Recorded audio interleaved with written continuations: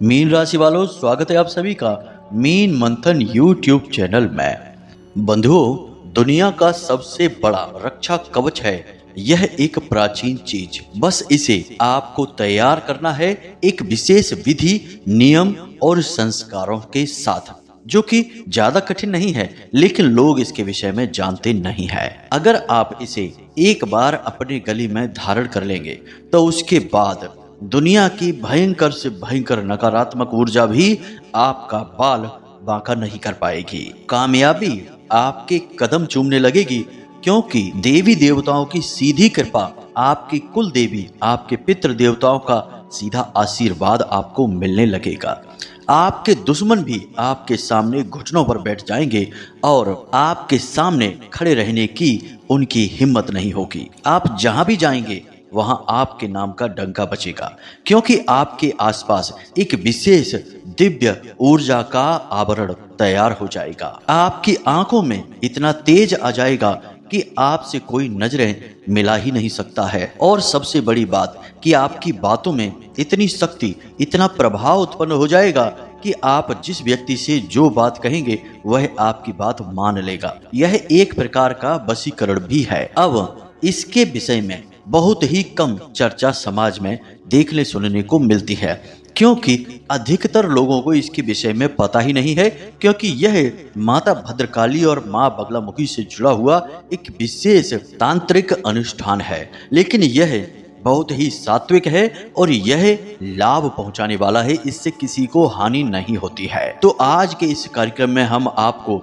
एक ऐसी गुप्त और महान विद्या के बारे में बताने जा रहे हैं जो प्राचीन काल में तो बहुत अधिक चलती थी, लेकिन आज समय के साथ यह विशेष विद्या लुप्त हो चुकी है।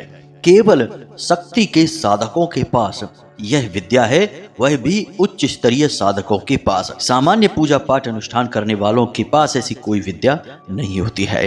तो माता रानी की कृपा और आशीर्वाद से हमें यह शक्ति प्राप्त हुई है और हम इस शक्ति के माध्यम से सैकड़ों हजारों लोगों के जीवन में कई प्रकार की तंत्र बाधाओं को समाप्त करते हुए खुशियां और उन्नति और तरक्की लेकर आए हैं। तो आज इस नवरात्रि के विशेष काल में, यानी कि शक्ति काल में, यह आपके लिए एक वरदान का कार्य करेगी। तो जैसे ही आपको इस एक वस्तु के बारे में, इसके नियम, संस्कार और अनुष्ठान के बारे में पता चले, आप इस क्रिया को करना शुरू कर देना। और इस क्रिया को पूर्ण करने के बाद आप इस चीज को अपने गले में धारण कर लेना। और जैसे ही आप इसको अपने गले में धारण करेंगे, उसके साक्षात प्रमाण आपको उसी दिन से मिलने शुरू हो जाएंगे। जी हाँ बंधुओं, सबसे पहला प्रमाण तो आपको स्वयं महसूस होगा अपने शरीर में। यानी जैसे ही आप इसे धारण करेंगे तो आपके शरीर में जहां भी नकारात्मक ऊर्जा होगी वहां दर्द होना शुरू हो जाएगा। जैसे कि शास्त्रीय और वैदिक परंपरा के अनुसार इंसान के शरीर में 72,000 नाड़ियां होती हैं और 7 सूक्ष्म शरीर में मौजूद चक्र होते हैं।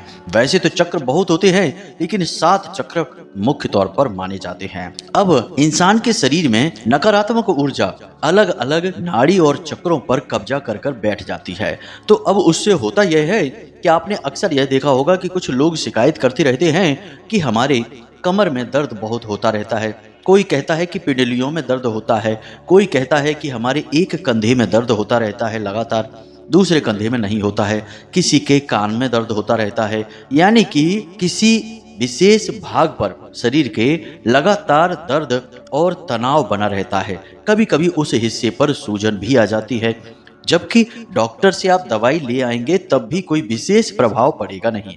थोड़ी बहुत राहत मिलेगी, लेकिन फिर वही तकलीफ शुरू हो जाएगी और अचानक आप देखेंगे कि कुछ समय के बाद यह दर्द खुद ब खुद ठीक हो जाएगा, और या तो कुछ दिन के अंतराल के बाद फिर से शुरू हो जाएगा इसी स्थान पर, या फिर शरीर के किसी दूसरे भाग पर इसी प्रकार दर्द शुरू हो जाएगा और लंबे समय तक बना रहेगा।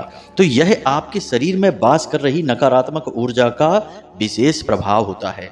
वह शरीर के किसी एक भाग को केंद्र बनाकर उसी में वास करने लगती है और फिर वहां लगातार दर्द रहने लगता है। तो अब या फिर ऐसा भी हो सकता है कि नकारात्मक ऊर्जा यदि आपके शरीर में अभी केंद्र नहीं बना पाई है तो दर्द नहीं होगा, बस पूरे शरीर में सुस्ती, थकान, भारीपन और सिर में एक अजीब सा भारीपन रहेगा और मन में एक अजीब सी बेचैनी का एहसास बना रहेगा। अब ऐसी स्थिति है तो जब आप इस चीज को अपने गले में धारण करेंगे, यानी इस रक्षा कवच को अपने गले में धारण करेंगे, तो सबसे पहली क्रिया यही होगी कि आपके शरीर में दर्द और तेज बढ़ जाएगा। जिसके शरीर के किसी एक हिस्से में दर्द होता है उसे वहां भी तेज दर्द होने लगेगा और यह दर्द बढ़ता ही जाएगा एक निश्चित समय तक, और उसके बाद अचानक से यह दर्द गायब हो जाएगा।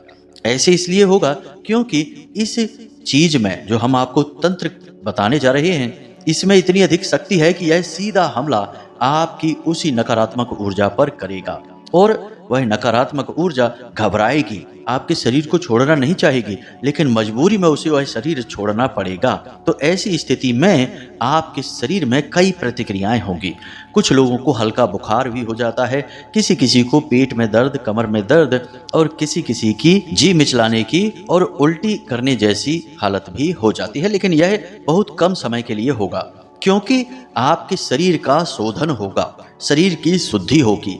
जिस भी भाग में आपके रोम छिद्र में जहां भी नकारात्मक ऊर्जा होगी, जिस चक्र जिस नाड़ी में बैठी होगी उसे वहां से निकाल कर बाहर फेंक दिया जाएगा। तो अब इतनी आसानी से तो वह छोड़ेगी नहीं, तो उसे जो तकलीफ होगी वह तकलीफ आपका शरीर भी महसूस करेगा क्योंकि वह उस ऊर्जा से लंबे समय से जुड़ा हुआ है। तो कुछ ऐसे लक्षण आपको देखने को मिल सकते हैं, लेकिन लगभग 24 से 48 घंटे तक ये लक्षण रहेंगे। उसके बाद सब बिल्कुल सामान्य हो जाएगा और आपको बहुत अच्छा महसूस होगा। शारीरिक तौर पर आपको बहुत ही अच्छा हल्का महसूस होगा, ठंडापन महसूस होगा, बिल्कुल भी व्याकुलता बेचैनी नहीं रहेगी और आपको ऐसा लगेगा जैसे कि आप किसी बड़े भार को उतार चुके हैं, जैसे सिर पर कोई बहुत भारी सामान रखकर बैठे हैं और लंबे समय से, उसके बाद फिर आपने वह सामान उतार दिया तो आपको जैसा हल्कापन महसूस होगा, अच्छा लगेगा, बिल्कुल वैसा ही महसूस आपको होने लगेगा। समझ लीजिए कि आपके ऊपर से जो भी तांत्रिक क्रिया थी, नकारात्मक ऊर्जा थी, टोना टोटका या फिर कोई हवा बयार कुछ भी था, सब आपको छोड़कर जा चुका है। अब आपको आपकी मेहनत का पूरा फल मिलेगा। आपके साथ भगवान की ऊर्जा रहेगी हर वक्त, क्योंकि आप भगवान की पूजा पाठ जो भी करेंगे उसका आपको पूरा फल मिलेगा। बंधुओं, ये नकारात्मक ऊर्जाएं जो होती है ना, ये किसी इंसान को जब पकड़ लेती हैं उस पर हावी हो जाती हैं, और ये ऐसे इंसान को ही पकड़ती हैं जो दिल का बहुत साफ होता है, बहुत नेक होता है, सबके बारे में सोचता है, प्रेमी स्वभाव का होता है और जिसके मन में एक छोटा बालक, एक बच्चा छुपा होता है। जी हाँ बंधुओं, और ये सारे गुण आपके अंदर हैं।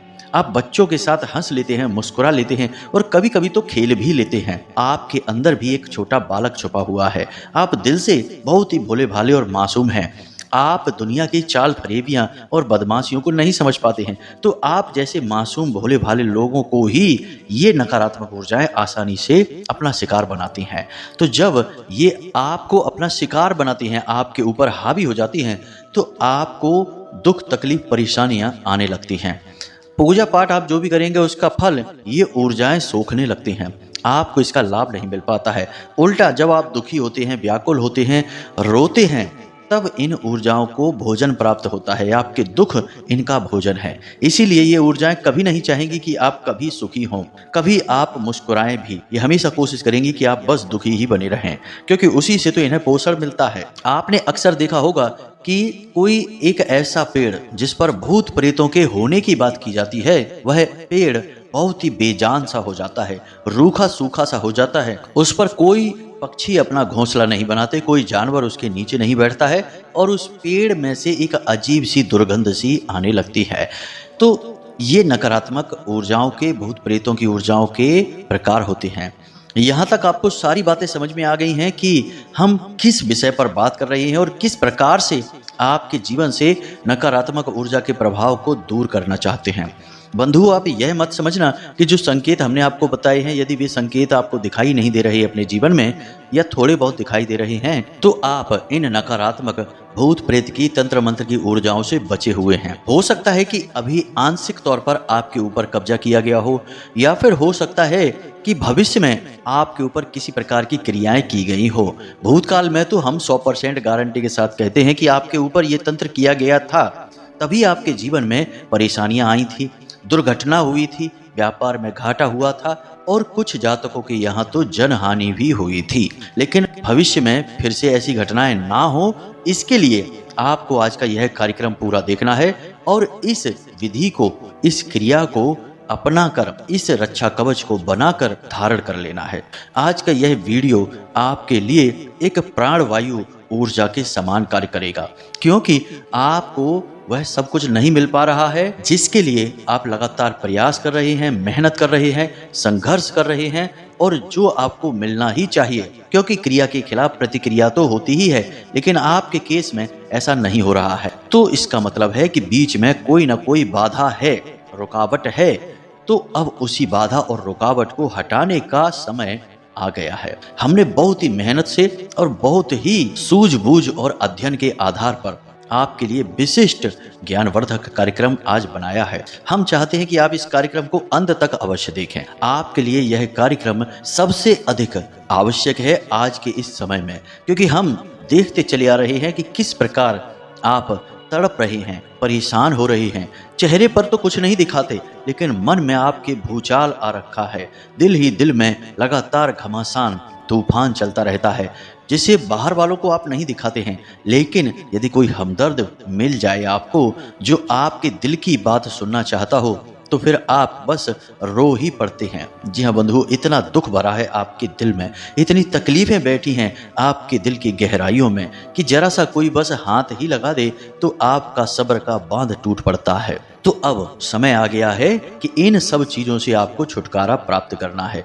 और आपको इस क्रिया को करके हर प्रकार की नकारात्मक ऊर्जा को अपने से कोसों दूर भगा देना है और भविष्य में भी ये कभी लौटकर आपके पास वापस ना आए, ऐसी शक्तिशाली क्रिया को अपनाकर जीवन को शुद्ध और कामयाब बना लेना है। जी हाँ बंधुओं, तो अब ध्यान से सुनिए, हम आपको इस विशेष क्रिया के बारे में बताने जा रहे हैं। लेकिन यहाँ तक बताने में हम माता रानी का आभार करना भूल ही गए हैं।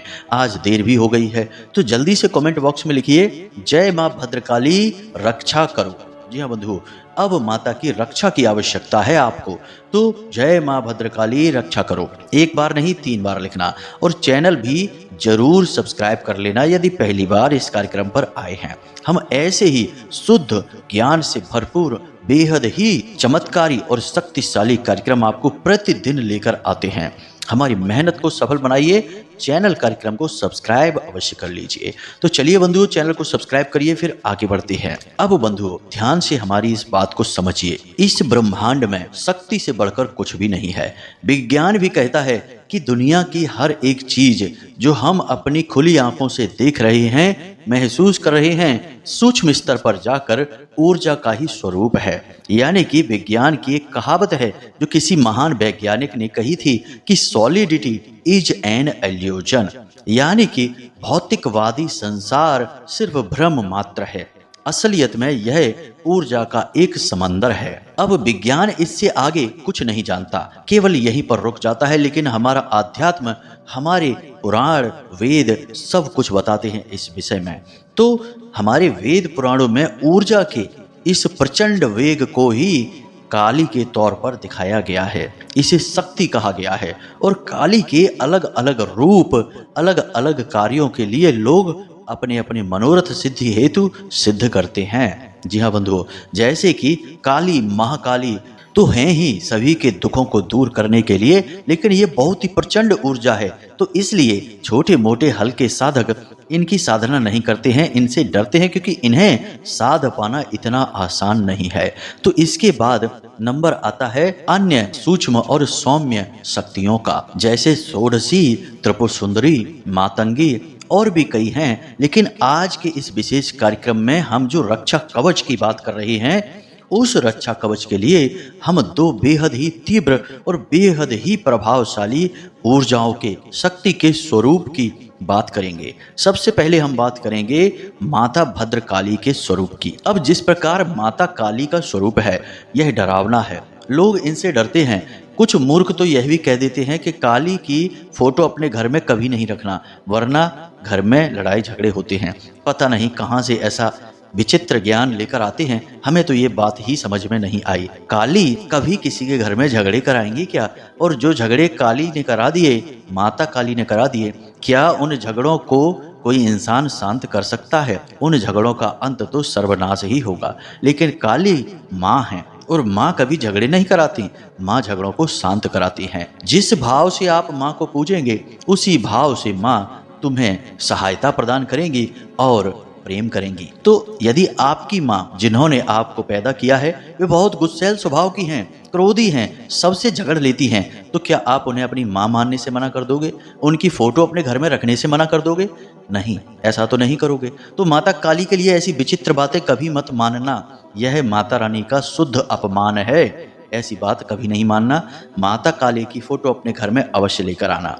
माता काली जब शांत होती हैं तो भद्रकाली बन जाती हैं। और इसी प्रकार दूसरी महाशक्ति माता का ही दूसरा स्वरूप है, कोई अन्य नहीं है। माता रानी माँ बगलामुखी की बात हम कर रहे हैं। माता बगलामुखी एक राजसिक सिद्धि है और सबसे बड़ी बात कि दुनिया के प्रचंड से प्रचंड तंत्र की काट कर देती हैं, वहीं के वहीं रोक देती हैं, स्तंभन कर देती हैं। इन्हें ब्रह्मास्त्र विद्या कहा जाता है। तो अब लोग इनके बारे में जानना शुरू कर रहे हैं। पुराने जमाने में तो जानते थे, लेकिन बीच में जब लोग अपने अपने कार्यों में व्यस्त हो गए, यानी कि देश की आज़ादी का समय रहा, मुगल काल रहा, उस समय में लोग इन शक्तियों के बारे में कम ज्ञान रखते थे, ज़्यादा नहीं जानते थे। लेकिन अब लोग जागरूक हो रहे हैं, माता बगलामुखी और माँ भद्रकाली के विषय में सब कुछ जानते हैं और इनका पूजन भी करते हैं समय समय पर। लेकिन ये ऐसी देवियां नहीं हैं जिनको साधारण तौर पर पूज कर ही इनसे लाभ लिया जा सके। जी हाँ बंधुओं, केवल चालीसा कह देने से, आरती गा लेने से ये सिद्धियां नहीं होती हैं और ये लाभ पहुंचाना शुरू नहीं करती हैं। इन्हें थोड़ी तीव्र पूजा पाठ चाहिए, यानी अनुष्ठान चाहिए। अनुष्ठान करेंगे तो ये सिद्ध होती हैं और एक बार जब ये सिद्ध हो गई उसके बाद कोई आपका बाल भी बांका नहीं कर सकता, आपको छू भी नहीं सकता है। बंधुओं, इतनी सारी बातें हमने आपको इसीलिए बताएं क्योंकि जब माँ की चर्चा चल जाए तो मन करता है कि दिन भर बस बोलते ही रहो, माँ के गुणगान बस करते ही रहो, क्योंकि माँ का नाम आते ही हम भावुक हो जाते हैं, हम उनसे बहुत गहराई से जुड़े हुए हैं। इसलिए हो सकता है कि थोड़ा आपका अधिक समय हमने ले लिया हो माँ की चर्चा करने के लिए, तो थोड़ा आपसे क्षमा प्रार्थी रहेंगे। अब मूल विषय पर आते हैं और आपको बताते हैं इस विशेष अनुष्ठान तंत्र जिसके बारे में आपको शुरुआत में हमने कहा था कि इसे कैसे तैयार करना है अपने लिए। तो अब ध्यान से सुनिए, इस क्रिया को करने के लिए आपको मूल रूप से 3 चीजों की आवश्यकता रहेगी। सबसे पहले चांदी का या फिर सफेद रंग का कोई भी एक ऐसा ताबीज जो गोल हो और उसे अंदर से भरा जा सके। बाजार से जाकर आप ले आएंगे, बहुत ही सस्ते दामों में मिल जाएगा, कोई परेशानी की बात नहीं है। दूसरा, आपको भोजपत्र का एक कागज चाहिए, अष्टगंध की स्याही और अनार की कलम। यह भी आपको बाजार में आसानी से मिल जाएगा। मंत्र जाप करने के लिए आपको स्फटिक की माला चाहिए। स्फटिक पूजा की दुकान पर आप जाकर पूछेंगे, आपको मिल जाएगी।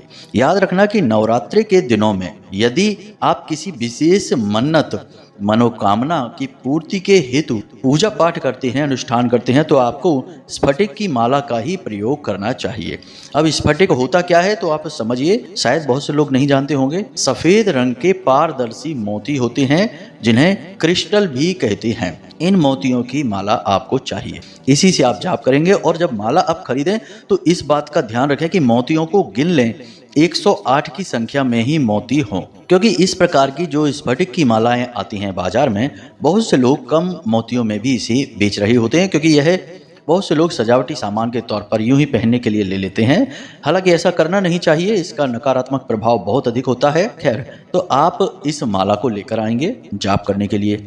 अब आपको इस अनुष्ठान को, इस क्रिया को करने के लिए समय और दिन, तो दिन कोई भी हो सकता है क्योंकि यह नवरात्रि का समय चल रहा है। और यदि नवरात्रि का समय नहीं है तो आप इस क्रिया को शनिवार के दिन करें, जो कि सर्वोत्तम काल होता है। और इस दिन माता रानी की विशेष कृपा, या यूं कहें कि माता रानी स्वयं इस संसार के भ्रमण पर रहती हैं। तो शनिवार का दिन सर्वोत्तम रहेगा। बाकी नवरात्रि के किसी भी दिन आप इस क्रिया को कर सकते हैं।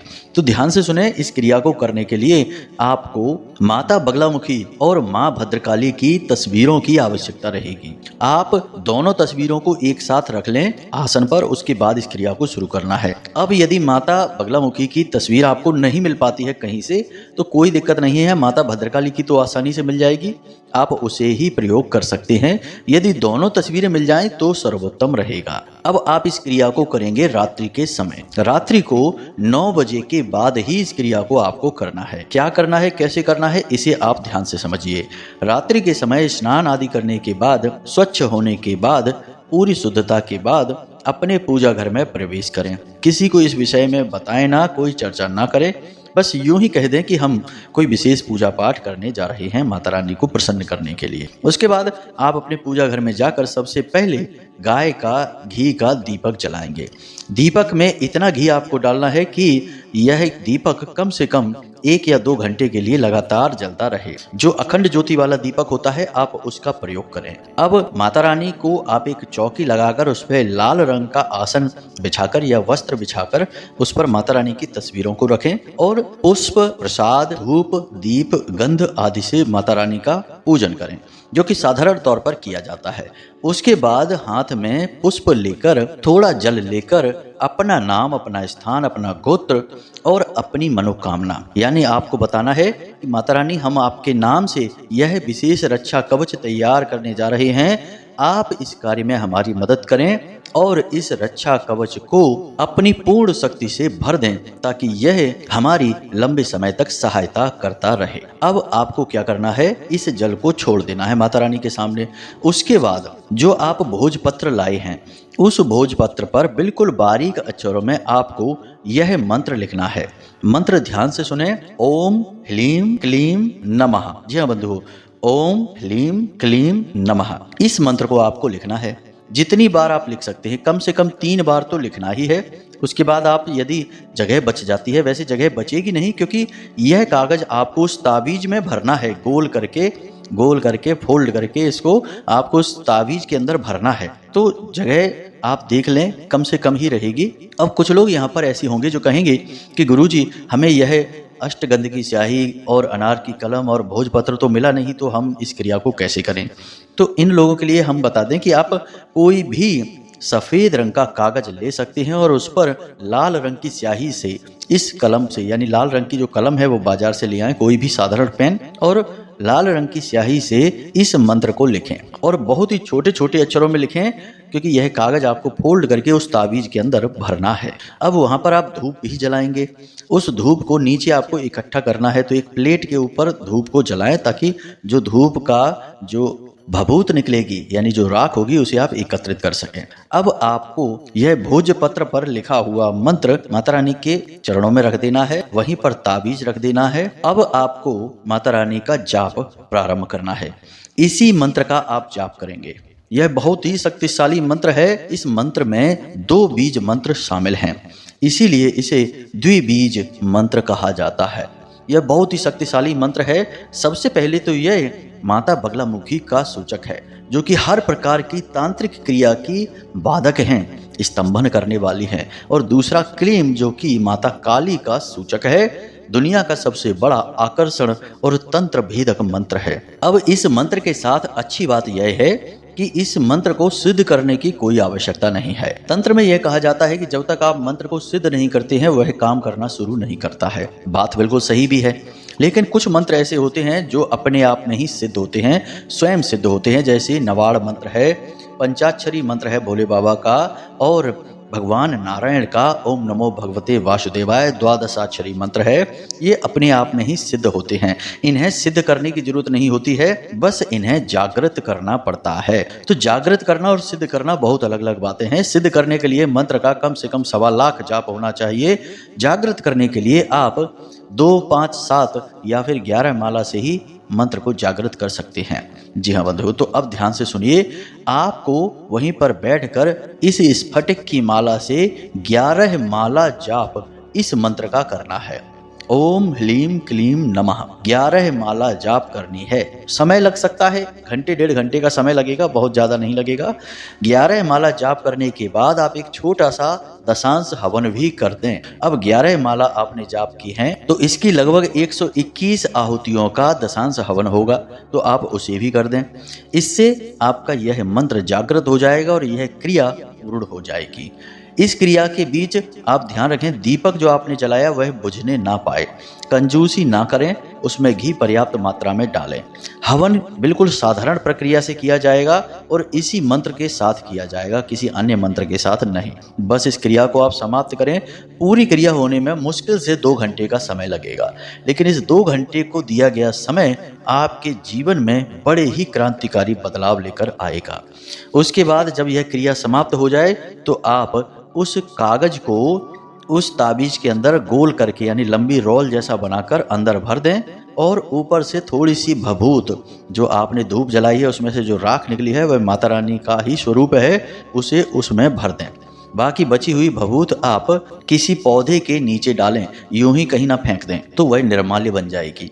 अब आपने उस ताबीज को बंद करके और माता रानी के चरणों में रात भर के लिए रखा छोड़ देना है। अगले दिन सुबह सोकर जब आप जागें तो स्नान आदि करके शुद्ध होने के बाद आप पूजा घर में जाएं और वहां पर पुनः दीपक को प्रज्वलित करें और पुनः इस मंत्र का 1 माला जाप करें। जी हाँ बंधुओं, क्योंकि आप अभी इस ताबीज को ग्रहण करने वाले हैं तो इसकी भी तो आपको प्रक्रिया करनी होगी। पुनः वहां पर बैठकर 1 माला जाप कर लें, प्रसाद वगैरह माता रानी को चढ़ाएं, पुष्प वगैरह चढ़ाएं और उसके बाद पूरे सम्मान के साथ, भाव के साथ माता रानी के सामने से उस ताबीज को उठा लें और वहीं बैठे बैठे ही अपने गले में धारण कर लें। धारण इस प्रकार से करें कि यह ताबीज किसी को दिखाई ना दे, यानी कि धागा थोड़ा लंबा रखें और इसे बार बार उतारें, पहने नहीं।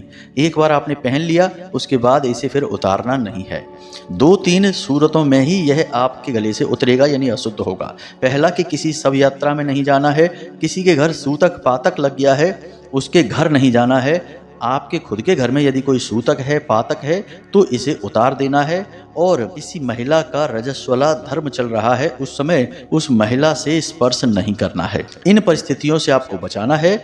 जुआ शराब आदि जहां पर चल रहा हो वहां नहीं जाना है।